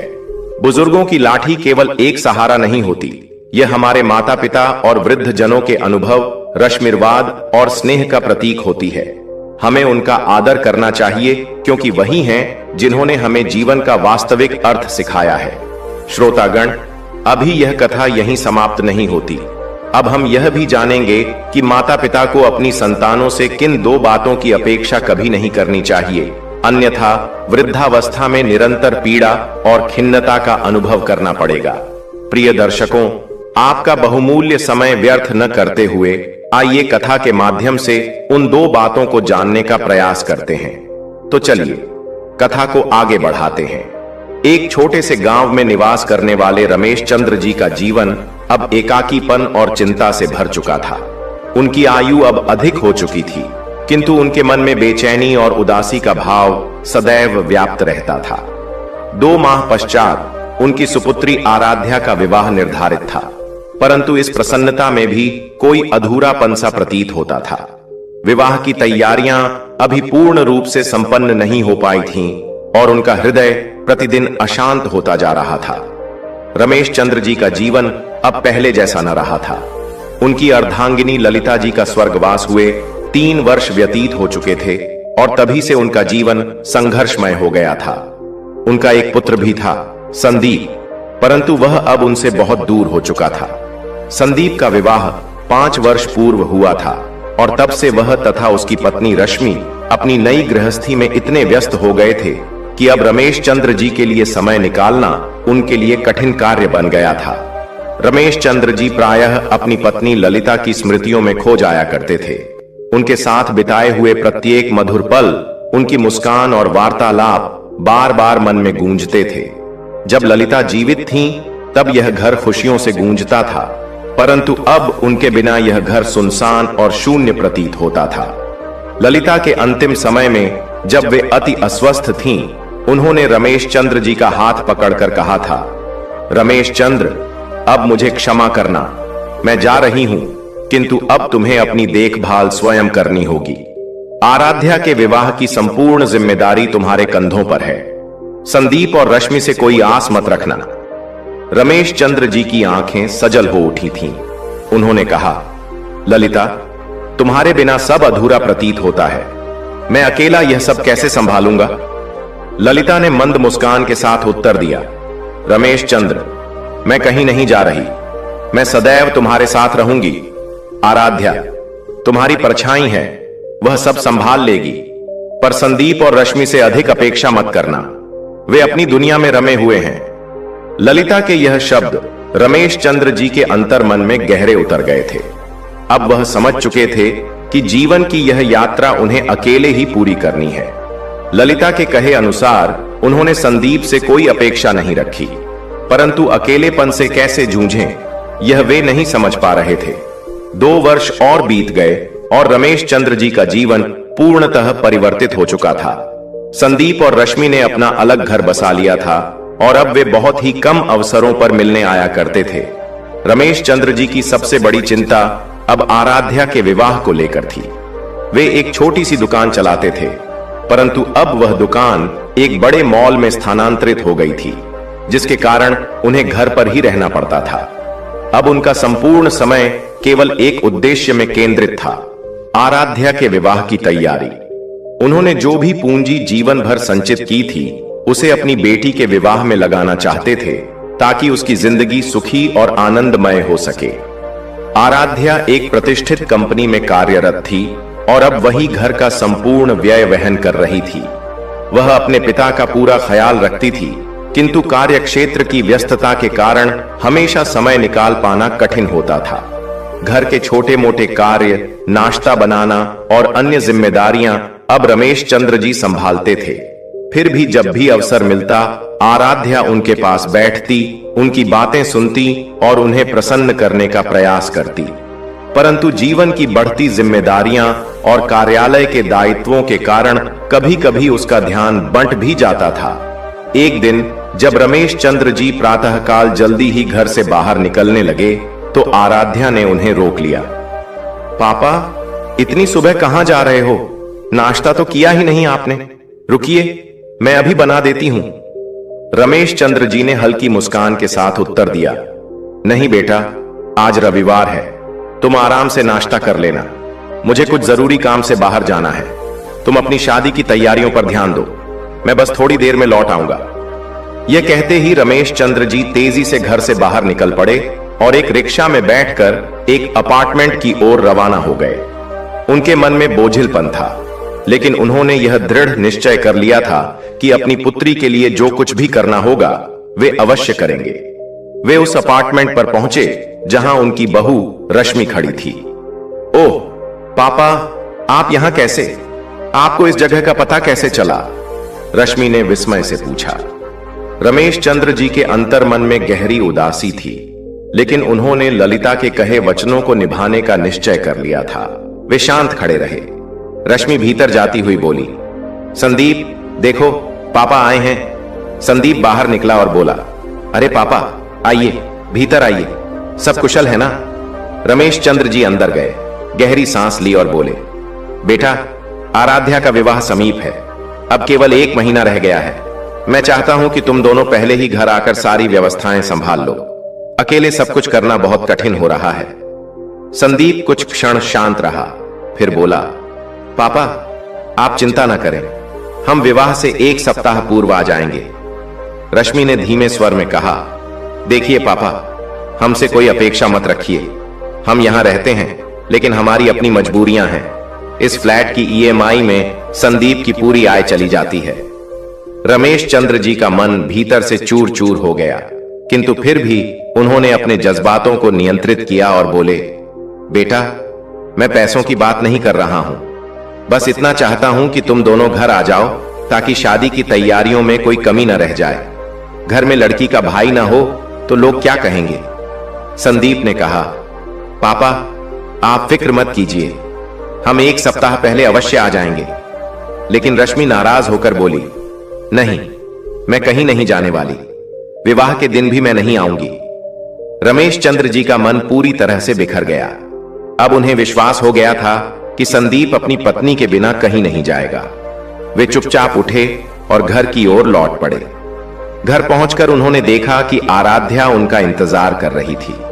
वे जानते थे कि वे अपनी बेटी को पूरी तरह से प्रसन्न नहीं कर पाएंगे, फिर भी उन्होंने उसे प्रेमपूर्ण दृष्टि से देखा। आराध्या ने पापा के चेहरे पर गहन उदासी देखी। उसने धीरे से कहा, पापा, भैया नहीं आएंगे तो कोई बात नहीं, मैं सब संभाल लूंगी, आप चिंता मत करें। रमेश चंद्र जी ने अपने आंसू पोंछते हुए कहा, बेटी, बात पैसों की नहीं है, बात यह है कि अगर लड़की का भाई ना होगा तो लोग क्या कहेंगे। मैं बस चाहता था कि तुम दोनों मेरे साथ होते। राधिका ने उन्हें बहुत समझाने का प्रयास किया, किंतु रमेश चंद्र जी का दिल टूट चुका था। वे चुपचाप उठे और अपने कक्ष में चले गए। विवाह का दिन निकट आता जा रहा था और रमेश चंद्र जी अपने सूने जीवन में खुद को समेटने का प्रयास कर रहे थे, किंतु उनका मन अंदर ही अंदर पूरी तरह बिखर चुका था। फिर भी उन्होंने शादी की तैयारियों में कोई कमी नहीं छोड़ी। दिन रात वे मित्रों और रिश्तेदारों के संग मिलकर आराध्या की शादी की अंतिम तैयारियों में व्यस्त रहे। घर में शहनाइयां गूंज रही थीं। चारों ओर हर्षोल्लास का वातावरण था, परंतु रमेश चंद्र जी के हृदय में कोई उल्लास नहीं था। उनका दिल तब और अधिक टूट गया जब उन्होंने महसूस किया कि उनके अपने पुत्र संदीप और रश्मि उनकी आशाओं पर खरे नहीं उतरे। एक रात जब विवाह की सभी तैयारियां लगभग पूरी हो चुकी थीं, आराध्या उनके पास आई। वह एक समझदार और अपने पिताजी का ध्यान रखने वाली बेटी थी। उसने स्नेहपूर्वक कहा, पापा, मैंने आपके लिए किसी से बात की है। मैं नहीं चाहती कि आप अब और अकेला महसूस करें। मैं जानती हूं कि शादी के इस माहौल में आप खुद को बहुत अकेला अनुभव कर रहे हैं। इसलिए मैंने आपके लिए एक सहायक रखने का निश्चय किया है। वह आपके साथ रहेगा, आपके खाने पीने, कपड़े धोने और घर की सफाई में मदद करेगा। उसकी तनख्वाह मैं दूंगी। आपको किसी बात की चिंता करने की आवश्यकता नहीं है। राधिका ने भी उन्हें समझाने का भरसक प्रयास किया, किंतु रमेश चंद्र जी का हृदय पहले ही विदीर्ण हो चुका था। वे चुपचाप उठे और अपने कमरे की ओर चले गए। विवाह का दिन धीरे धीरे पास आता जा रहा था और रमेश चंद्र जी अपने सुनसान संसार में खुद को समेटने की कोशिश कर रहे थे, परंतु भीतर से वे पूरी तरह से टूट चुके थे। फिर भी उन्होंने शादी की तैयारियों में किसी प्रकार की कमी नहीं छोड़ी। दिन रात वे मित्रों और संबंधियों के साथ मिलकर आराध्या के विवाह की अंतिम तैयारियों में जुटे रहे। घर में मंगल ध्वनि गूंज रही थी। शहनाइयों की गूंज चारों ओर थी। चारों ओर आनंद और उल्लास का वातावरण था, किंतु रमेश चंद्र जी के मन में कोई उमंग नहीं थी। उनका हृदय तब और अधिक टूट गया जब उन्होंने यह अनुभव किया कि उनके अपने पुत्र संदीप और पुत्र वधू रश्मि उनकी आशाओं पर खरे नहीं उतरे। एक रात जब विवाह की लगभग सभी तैयारियां पूर्ण हो चुकी थीं, आराध्या उनके पास आई। वह अत्यंत समझदार और अपने पिता की देखभाल करने वाली बेटी थी। उसने स्नेहपूर्वक कहा, पिताजी, मैंने आपके लिए किसी से बात की है। मैं नहीं चाहती कि आप अब और अकेले रहें। मैं जानती हूं कि इस शादी के माहौल में भी आप अपने आप को बहुत एकाकी महसूस कर रहे हैं। इसीलिए मैंने आपके लिए एक सहयोगी रखने का निश्चय किया है। वह आपके साथ रहेगा, आपके भोजन, वस्त्रों की धुलाई और घर की सफाई में सहायता करेगा। उसका वेतन मैं दूंगी। आपको इसकी चिंता करने की आवश्यकता नहीं है। रमेश चंद्र जी उसकी बात सुनकर थोड़े उदास हो गए, किंतु फिर भी आराध्या ने उन्हें समझाने का प्रयास किया। पापा, मैं आपको किसी भी प्रकार से बाध्य नहीं करूंगी, पर मुझे ऐसा लगता है कि आपको अकेले नहीं रहना चाहिए। मुझे आपके साथ अधिक समय बिताने का अवसर नहीं मिल पाएगा, लेकिन मैं चाहती हूं कि आप प्रसन्न रहें। यदि आप अकेले रहेंगे तो मेरी खुशी भी अधूरी रह जाएगी। रमेश चंद्र जी कुछ नहीं बोले। वे बस मौन रहकर उसकी बातें सुनते रहे। फिर धीरे धीरे अपने कक्ष में चले गए और बिस्तर पर लेट गए। उनकी आंखों में हल्के आंसू आ गए, किंतु उन्होंने किसी से कुछ भी नहीं कहा। एक अश्रु को अपनी पलकों में ही रोके वे विचार करने लगे, क्या यही मेरा भाग्य है? फिर विवाह का दिन आ पहुंचा। घर में पर्व जैसा उल्लास छाया हुआ था। चारों ओर मुस्कान और हर्षोल्लास था, किंतु रमेश चंद्र जी का हृदय उदासी से भरा हुआ था। विवाह की रौनक उनके लिए किसी अधूरे स्वप्न के समान प्रतीत हो रही थी। संदीप और रश्मि भी विवाह में सम्मिलित हुए। उन्होंने सभी रस्मों और औपचारिकताओं का पालन किया, पर जब उन्होंने आराध्या और उसके वर को मंच पर देखा तो उनकी आंखें नम हो गईं। दोनों ने अपने पिता से बातचीत की, पर वह पुरानी आत्मीयता और अपनत्व अब कहीं खो चुका था। जब विदाई का क्षण आया, रमेश चंद्र जी की आंखों से अश्रु बह निकले। उन्होंने गहरी सांस ली और अपने मन की बात कह डाली। बेटी, तुम्हारा विवाह हो गया है। अब तुम अपने जीवन में आगे बढ़ो। मुझे तुम्हारी चिंता नहीं रहेगी। बस मेरी एक ही प्रार्थना है कि तुम सदैव प्रसन्न रहो। आराध्या ने अपने पिता को गले लगाते हुए कहा, पापा, आप कभी अकेले नहीं रहेंगे। मैं सदा आपकी देखभाल करूंगी, चाहे जो भी हो जाए। मैं आपके साथ रहूंगी। विदाई के पश्चात रमेश चंद्र जी अकेले रह गए। घर का प्रत्येक कोना अब शांत था, पर यह शांति उनके लिए अत्यंत बोझिल बन गई थी। वे निस्तब्ध अपने कक्ष में बैठे रहे, जैसे समय थम सा गया हो। उनके मन में केवल एक प्रश्न गूंजता रहा, क्या यही मेरा नसीब था? अगले दिन जब सूरज निकला तो रमेश चंद्र जी ने अनुभव किया कि अब सब कुछ परिवर्तित हो चुका है। आराध्या का विवाह हो गया था। संदीप और रश्मि उनके पास नहीं थे। अब घर में बस सूनापन ही था। घर के प्रत्येक कोने में ललिता की स्मृतियां बसी हुई थीं। जब भी वे उसकी तस्वीर के समक्ष बैठते तो उनकी आंखों के सामने वे मधुर क्षण आ जाते जो उन्होंने साथ बिताए थे। कभी कभी वे स्वयं से बातें करते, ललिता, तुम हमेशा कहती थी कि आराध्या तुम्हारी परछाई है, पर अब वह भी चली गई। क्या अब मुझे अकेले ही यह जीवन बिताना होगा? समय धीरे धीरे बीतता गया और रमेश चंद्र जी ने स्वयं को एकाकी जीवन के लिए तैयार कर लिया। किंतु जीवन के इस मोड़ पर उन्हें वह संबल मिला जिसकी उन्होंने कभी कल्पना भी नहीं की थी। कुछ दिनों बाद अचानक गौरव और आराध्या उनसे मिलने आए। गौरव ने स्नेहपूर्वक कहा, पिताजी, हम आपको लेने आए हैं। अब आप हमारे साथ रहेंगे। हमें झात है कि आप अकेले हैं, किंतु हम नहीं चाहते कि आप अब और अकेले रहें। अब समय आ गया है कि हम सब एक साथ रहें। रमेश चंद्र जी ने आश्चर्य से कहा, पर बेटा, मैं तुम्हारे घर कैसे रह सकता हूं? यह तो आराध्या का घर है। गौरव मुस्कुराते हुए बोले, पिताजी, यह घर केवल हमारा नहीं बल्कि आपका भी है। आपकी बेटी ने विवाह से पूर्व ही यह शर्त रखी थी कि आप हमारे साथ रहेंगे। यदि आप अकेले रहेंगे तो हम भी कभी प्रसन्न नहीं रह पाएंगे। आराध्या ने भी स्नेहपूर्वक कहा, पापा, अब आपको अकेले रहने की कोई आवश्यकता नहीं है। हम सब एक साथ रहेंगे और आप कभी भी अकेलापन महसूस नहीं करेंगे। रमेश चंद्र जी की आंखों में चमक आ गई। उन्हें एहसास हुआ कि जीवन में कभी कभी अंधकार के बाद प्रकाश अवश्य आता है। उन्होंने प्रसन्न होकर आराध्या और गौरव की बात मान ली और उनके साथ चलने का निर्णय किया। किंतु उनके हृदय में एक विचित्र अनुभूति थी। इतने वर्षों तक अकेले जीवन व्यतीत करने के बाद अब भी उनके मन में थोड़ा सा खालीपन शेष रह गया था। लेकिन गौरव और आराध्या के प्रेम और सहयोग ने उनके मन को हल्का कर दिया। अब उन्हें यह समझ में आने लगा कि जीवन का प्रत्येक मोड़ कोई न कोई परिवर्तन लेकर आता है और इन परिवर्तनों को स्वीकार करके शायद वे फिर से सुखी रह सकते हैं। आराध्या और गौरव ने रमेश चंद्र जी को अपने जीवन का अभिन्न हिस्सा बना लिया। उनके लिए एक अलग कक्ष तैयार किया गया ताकि वे पूरी सहजता और आराम से रह सकें। दोनों की यही कोशिश थी कि रमेश चंद्र जी को कभी अकेलापन महसूस न हो, किंतु यह उनके लिए सरल नहीं था। वे अक्सर अकेले अपने कमरे में बैठकर बीते हुए दिनों की यादों में खो जाते। जब ललिता उनके साथ थीं, उन क्षणों को स्मरण करते। वे उसकी तस्वीर के सामने बैठते और सोचते, यदि ललिता आज जीवित होती तो शायद मेरा जीवन अलग होता।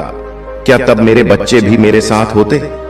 एक दिन जब वे आराध्या और गौरव के संग चाय पी रहे थे तो हल्की मुस्कान के साथ बोले, अब मुझे तुम्हारी देखभाल की आदत हो गई है, लेकिन कभी कभी ऐसा लगता है कि शायद मुझे अपने जीवन में और अधिक संयम रखना चाहिए था, थोड़ा और प्रयत्न करना चाहिए था। आराध्या ने उनके मन की गहराई को समझते हुए कहा, पापा, आपको इस प्रकार की बात कभी भी नहीं सोचनी चाहिए। आपने अपना संपूर्ण जीवन हमारे लिए समर्पित कर दिया। अब समय है कि आप स्वयं के लिए जिएं। हम आपको कभी भी एकाकी महसूस नहीं होने देंगे।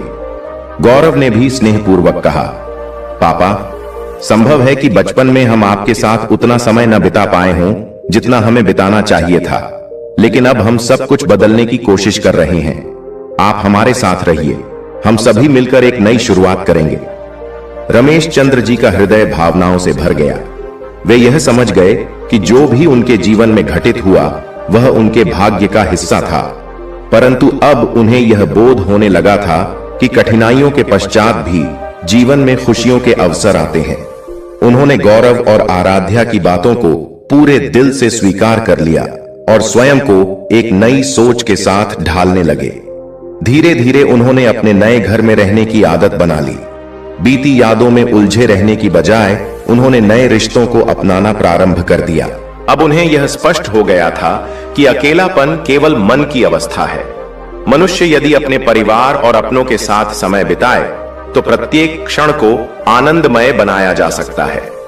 एक दिन जब रमेश चंद्र जी और गौरव पार्क में टहल रहे थे तो रमेश चंद्र जी ने अपनी पत्नी ललिता को याद करते हुए कहा, जानते हो गौरव, मुझे आज भी ललिता की बहुत याद आती है। वह हमेशा कहती थी कि तुम कभी अकेले नहीं हो, तुम्हारे पास परिवार है और परिवार कभी तुम्हें अकेला अनुभव नहीं करने देगा। अब मुझे सच में समझ में आता है कि परिवार ही हमारी सबसे बड़ी शक्ति है। गौरव ने उनके कंधे पर स्नेहपूर्वक हाथ रखते हुए कहा, पापा, ललिता आंटी सदा हमारे हृदय में जीवित रहेंगी। उनके दिए हुए संस्कारों को ही हमें अपने जीवन में उतारना है। उनके बिना जो सीख मिली वही हम आपसे सीख रहे हैं। अब हम सभी मिलकर एक नई शुरुआत करेंगे। रमेश चंद्र जी की आंखों में हल्की चमक आ गई। उन्होंने सिर झुकाकर मन ही मन ईश्वर का धन्यवाद किया। अब वे यह पूरी तरह से समझ चुके थे कि जीवन में चाहे कितनी भी परेशानियां क्यों न आएं, यदि समय और परिवार साथ हो तो सब कुछ सहज हो जाता है। अब वे अपनी जिंदगी को नई ऊर्जा और आशा के साथ जीने के लिए तैयार हो चुके थे। उन्हें यह अनुभूति हुई कि परिवार के साथ बिताया गया प्रत्येक क्षण अमूल्य होता है। धीरे धीरे रमेश चंद्र जी ने आराध्या और गौरव के साथ पूर्ण सामंजस्य बिठा लिया। उन्हें भावनात्मक संबल मिला और एक नए जीवन की शुरुआत का एहसास हुआ। अब उनके पास एक परिवार था जो सदैव उनके साथ रहता था, उनकी देखभाल करता था। एक दिन आराध्या ने बड़े स्नेह से कहा, पापा, मैंने सोचा है कि हमें एक छोटी यात्रा पर चलना चाहिए, किसी शांत स्थान पर जहां आप मन से विश्राम कर सकें। क्या आप हमारे साथ चलेंगे? रमेश चंद्र जी की आंखों में उत्साह की चमक आ गई। उन्होंने हल्की मुस्कान के साथ कहा, बिल्कुल, मुझे अत्यंत प्रसन्नता होगी। अब मुझे अकेलेपन का कोई भय नहीं है। मुझे यह स्पष्ट हो गया है कि परिवार ही सबसे बड़ी पूंजी है। यह सुनकर आराध्या और गौरव के चेहरे प्रसन्नता से खिल उठे। वे जानते थे कि रमेश चंद्र जी अब अपने अकेलेपन से बाहर आ चुके हैं और यह सब परिवार के स्नेह और समर्थन की शक्ति का परिणाम था। अब रमेश चंद्र जी के जीवन में धीरे धीरे परिवर्तन आने लगा था। उनके अंतर्मन में नई आशा की किरण प्रज्वलित हो चुकी थी, जिसे उन्होंने कभी खो दिया था। आराध्या और गौरव के साथ समय बिताकर उन्होंने जाना कि एकाकीपन केवल एक मानसिक स्थिति है। यदि हम चाहें तो उसे दूर किया जा सकता है। बस जरूरत होती है अपने हृदय और परिवार के प्रेम को अपनाने की। कुछ दिनों पश्चात आराध्या और गौरव ने एक पर्वतीय स्थल पर घूमने की योजना बनाई। यह विचार रमेश चंद्र जी को अत्यंत प्रिय लगा। उन्होंने पूर्व में कभी अकेले यात्रा नहीं की थी और न ही कभी बाहर घूमने का मन बनाया था, परंतु अब उनके मन में एक नवीन उत्साह जाग चुका था, जीवन के नए रंगों को देखने और इस सृष्टि की सुंदरता का अनुभव करने का। प्रस्थान से पहले गौरव और आराध्या ने रमेश चंद्र जी से पूछा, पापा, यदि आप चाहें तो हम कहीं और भी जा सकते हैं। आप जहां कहें हम वहीं चलेंगे। रमेश चंद्र जी ने मुस्कुराकर कहा, बेटा, तुम जहां ले चलोगे वहीं जाऊंगा। मुझे तो बस तुम्हारे साथ रहना है। अब मुझे फिर से जीने की शक्ति प्राप्त हो रही है। यह सुनकर आराध्या और गौरव अत्यंत प्रसन्न हुए। उन्होंने संपूर्ण यात्रा की योजना विस्तार से तैयार की और प्रत्येक बात का विशेष ध्यान रखा। यात्रा का दिन आया और सब कुछ योजना के अनुरूप सुचारू रूप से संपन्न हुआ। तीनों मिलकर वाहन में बैठे और नए सफर पर निकल पड़े। रास्ते में गौरव ने कहा, पापा, आजकल आप बहुत प्रसन्न दिखाई देते हैं। मुझे लगता है कि यह यात्रा आपके लिए विशेष होने वाली है। रमेश चंद्र जी ने खिड़की से बाहर देखते हुए उत्तर दिया, निश्चित रूप से बेटा, जिस अकेलेपन से मैं गुजर रहा था वह अब पीछे छूट गया है। अब मुझे इस संसार को और स्वयं को एक नवीन दृष्टिकोण से देखना है। यात्रा के दौरान एक छोटे से भोजनालय पर चाय पीते हुए रमेश चंद्र जी ने आराध्या से कहा, बेटा, आज मुझे यह अनुभूति हो रही है कि जीवन को संपूर्णता से जीने के लिए हमें अपनी सोच और आदतों में परिवर्तन करना आवश्यक होता है। पहले मुझे लगता था कि अकेले रहना कोई बड़ी बात नहीं है, परंतु अब समझ में आ गया है कि यदि हम एकाकीपन को परिवार की आवश्यकता समझें तो वह कभी भी बोझ नहीं बनता। आराध्या ने मुस्कुराते हुए उत्तर दिया, पापा, आप बिल्कुल सत्य कह रहे हैं। हर व्यक्ति को जीवन में किसी न किसी समय अकेलेपन का सामना करना पड़ता है, परंतु यदि परिवार साथ हो तो यह केवल एक अवस्था बनकर रह जाती है जिसे हम सहजता से पार कर लेते हैं। जैसे जैसे यात्रा आगे बढ़ती गई, रमेश चंद्र जी ने महसूस किया कि उनके अंतर्मन में भावनाओं का एक नया द्वार खुल गया है। अब वे स्वयं को कभी अकेला नहीं समझते थे। आराध्या और गौरव ने उनके साथ बिताए हर क्षण को विशेष बना दिया था। अब रमेश चंद्र जी अपनी जिंदगी को केवल जिम्मेदारी के रूप में नहीं बल्कि आनंद और उल्लास के रूप में देखने लगे थे। कुछ समय पश्चात जब वे घर लौटे तो रमेश चंद्र जी ने एक महत्वपूर्ण निर्णय लिया। उन्होंने अपने पुराने शौक को पुनः जीवित करने का निश्चय किया। अब उन्होंने न केवल यात्राएं प्रारंभ की, बल्कि अपने पुराने मित्रों से भी पुनः संपर्क साधा, जिनसे वे वर्षों से दूर हो चुके थे। उन्होंने समाज में भी अपनी भूमिका को पहचाना और सेवा कार्यों में भाग लेना आरंभ कर दिया। आराध्या और गौरव को यह देखकर अत्यंत प्रसन्नता हुई कि रमेश चंद्र जी अब केवल अपने परिवार से ही नहीं, बल्कि समाज से भी गहराई से जुड़ने लगे थे। उनका अकेलापन अब कहीं दूर चला गया था और उसके स्थान पर उनके जीवन में एक नई ऊर्जा, उत्साह और संतोष आ चुका था। एक दिन उनके पुराने मित्र बालकृष्ण उनसे मिलने आए। उन्होंने प्रेम पूर्वक कहा, रमेश चंद्र, सुना है कि तुमने अपने जीवन में फिर से नवीन उत्साह भर लिया है। यह जानकर अत्यंत हर्ष हुआ। जीवन में बदलाव अति आवश्यक होता है और तुमने इसे अत्यंत सुगमता से अपनाया है। रमेश चंद्र जी ने हंसते हुए कहा, बालकृष्ण, जीवन के अनुभवों ने मुझे सिखा दिया है कि कोई भी स्थिति स्थायी नहीं होती, चाहे वह दुख हो, एकाकीपन हो या फिर आनंद। समय के साथ सब परिवर्तित होता रहता है। हमें बस स्वयं को तैयार रखना चाहिए ताकि किसी भी परिवर्तन को सहजता से स्वीकार कर सकें। बालकृष्ण मुस्कुराते हुए बोले, निश्चित ही रमेश चंद्र, आज तुमने हम सबको जीवन की एक महान शिक्षा दे दी है। रमेश चंद्र जी ने यह अनुभव किया कि उनके जीवन ने अब एक नया मोड़ ले लिया है। उनके भीतर वह आत्मविश्वास और मानसिक शांति लौट आई थी जिसे वे पूर्व में खो चुके थे। उन्होंने यह भलीभांति समझ लिया था कि अकेलापन मात्र एक मानसिक अवस्था है जो किसी विशेष समय पर आ सकती है, किंतु यदि हम परिवार, मित्रों और समाज से जुड़े रहें तो उसे सरलता से दूर किया जा सकता है। अब रमेश चंद्र जी के जीवन की दिशा पूरी तरह से परिवर्तित हो चुकी थी। पहले जिस एकाकीपन ने उन्हें जकड़ रखा था, वही अब उनकी सबसे बड़ी ताकत बन गया था। उन्होंने यह निर्णय लिया कि अब वे अपना जीवन केवल स्वयं के लिए नहीं, बल्कि दूसरों के कल्याण हेतु भी समर्पित करेंगे। गौरव और आराध्या के संग बिताए गए पलों ने उन्हें जीवन को एक नए दृष्टिकोण से देखने का अवसर दिया। अब वे अकेले नहीं थे। उनका परिवार, उनके मित्र और समाज उनके साथ खड़ा था। उनके अंतःकरण में एक नई ऊर्जा और ताजगी का संचार हुआ। अब वे प्रत्येक दिन को पूर्णता से जीने का प्रयत्न करने लगे। एक दिन गौरव ने स्नेहपूर्वक कहा, पिताजी, जब आपको इतना प्रसन्न देखता हूं तो मेरे दिल को सुकून मिलता है। अब आप पहले की तरह अकेले नहीं हैं, बल्कि हमारे साथ हैं। रमेश चंद्र जी ने मुस्कुराते हुए उत्तर दिया, निश्चित रूप से बेटा, अब मुझे यह भली भांति झांत हो गया है कि अकेलापन केवल मन की एक अवस्था है। यदि हम चाहें तो इसे समाप्त कर सकते हैं। जब मैंने अपनी पत्नी ललिता को खो दिया था, उस समय मुझे प्रतीत हुआ कि मेरी दुनिया खत्म हो गई है, किंतु अब मैंने समझ लिया है कि जीवन का प्रत्येक क्षण स्वयं को और अपनों को समझने और अपनाने के लिए होता है। आराध्या ने मुस्कान के साथ कहा, पिताजी, जब आप प्रसन्न होते हैं तब हम भी आनंदित होते हैं। आपकी खुशी ही हमारे लिए सबसे बड़ी खुशी है। अब हम सभी मिलकर और भी अच्छे समय साझा करेंगे।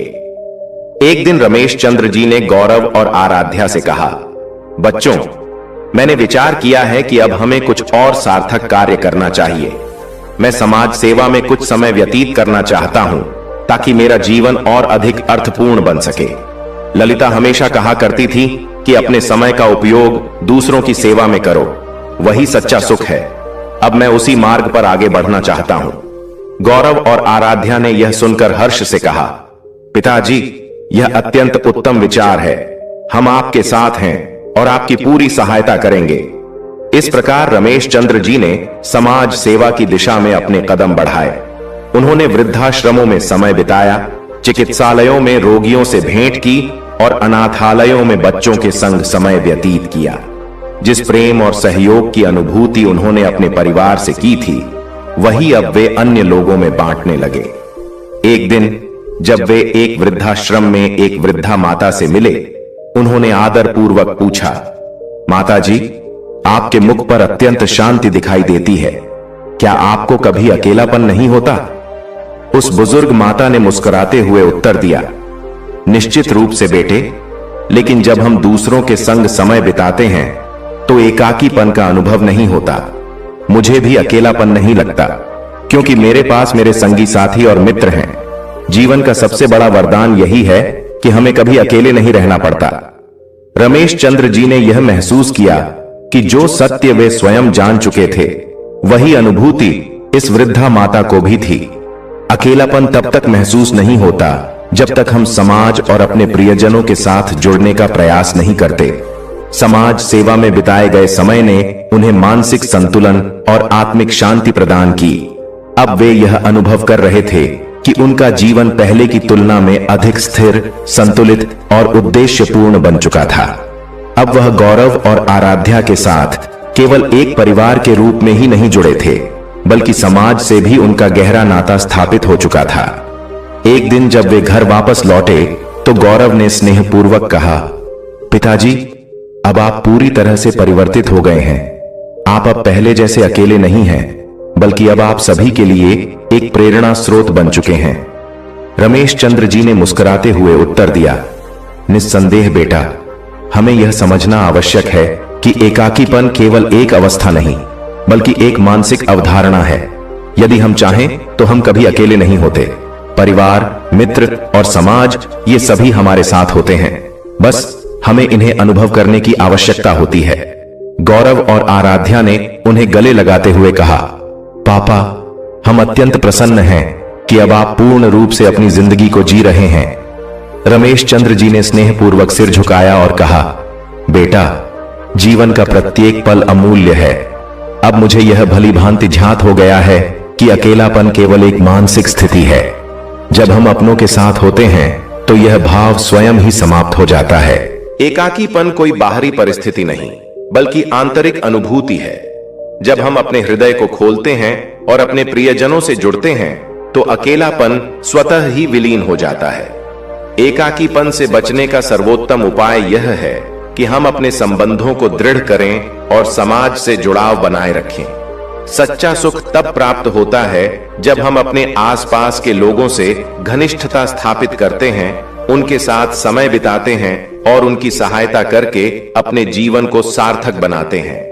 दर्शक मित्रों, अब हम उन दो बातों के बारे में जानेंगे जिनकी अपेक्षा संतानों से कभी नहीं करनी चाहिए, अन्यथा वृद्धावस्था में निरंतर पीड़ा और खिन्नता का अनुभव करना पड़ेगा। पहली बात, बदले में वही प्रेम और देखभाल की अपेक्षा रखना जो आपने उन्हें प्रदान की थी। अक्सर माता पिता अपने बच्चों के पालन पोषण में अपना संपूर्ण जीवन अर्पित कर देते हैं और आशा करते हैं कि वृद्धावस्था में संतान भी उन्हें उसी प्रकार सेवा और सम्मान प्रदान करेगी। किंतु यह आवश्यक नहीं कि हर संतान वैसा ही आचरण करे जैसा माता पिता ने उनके लिए किया था। प्रत्येक व्यक्ति की परिस्थितियां भिन्न होती हैं। उनकी प्राथमिकताएं समय के साथ बदल सकती हैं। यदि माता पिता निरंतर इस अपेक्षा में रहें कि उनके बच्चे उन्हें उतना ही महत्व देंगे, तो अंततः वे स्वयं को निराश और दुखी ही पाएंगे। इसलिए सबसे उचित मार्ग यही है कि बिना किसी अपेक्षा के स्नेह दिया जाए। दूसरी बात, यह आशा करना कि संतान सदैव आपकी सोच और मूल्यों का पालन करेगी। हर पीढ़ी का अपना दृष्टिकोण होता है। माता पिता यह मान लेते हैं कि उनके बच्चे उन्हीं परंपराओं, संस्कारों और जीवन शैली को अपनाएंगे जैसा उन्होंने किया था। किंतु नई पीढ़ी का दृष्टिकोण और आचरण भिन्न हो सकता है। यदि माता पिता इस वास्तविकता को स्वीकार नहीं करते और अपने विचार जबरन थोपते हैं, तो इससे केवल संघर्ष और निराशा ही बढ़ेगी। इसलिए संतान को स्वतंत्र रूप से जीने देना और उन्हें बिना शर्त प्रेम देना ही सुखद जीवन का रहस्य है। यदि आपको यह बातें प्रेरणादायक लगीं और आपने इससे कुछ नया सीख प्राप्त किया, तो कृपया इस वीडियो को पसंद करें, अपनी प्रतिक्रिया टिप्पणी में दें और इसे अपने मित्रों और परिवारजनों के साथ साझा करें। और हाँ, ऐसे ही और गहन और हृदय स्पर्शी वीडियो देखने के लिए हमारे चैनल को सब्सक्राइब अवश्य करें। बेल आइकन दबाना न भूलें ताकि कोई भी नवीन वीडियो आपसे छूट न जाए। फिर मिलेंगे अगले वीडियो में। तब तक प्रसन्न रहें, स्वस्थ रहें